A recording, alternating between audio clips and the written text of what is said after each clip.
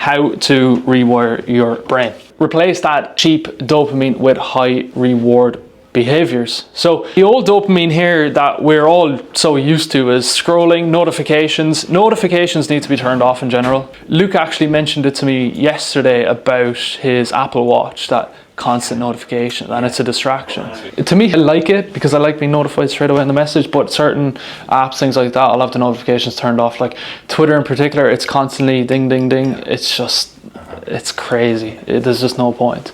And it's fine in the beginning. Those little dings and the likes and retweets, you know, you can get that dopamine hit from that, which isn't a bad thing in a way. But overeating, this is something I've been going through, I suppose, in the past few weeks in particular. I put on extra weight and just eating whatever, like literally just binge eating. Didn't think about it. It makes you feel a lot more sluggish day to day.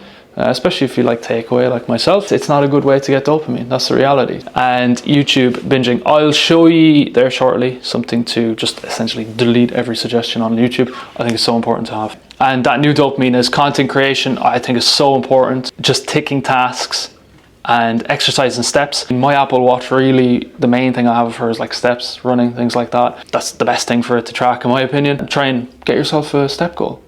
It can be small, start easy. If you don't go out for a walk at all, start easy. Especially when I was in that kind of 6-month zone when I was building the business in the beginning, steps seemed like such a waste of time. Going out, sunlight, no, I didn't want it, genuinely. I was like the blackout curtain. So, however, when you look at it this way and you actually do go out for a half an hour, get your steps, you might just refresh everything.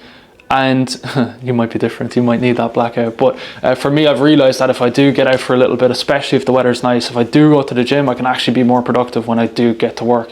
And I just end up being more productive overall. The tasks take me less time. So train your brain to love the work. That's the cheat code, essentially.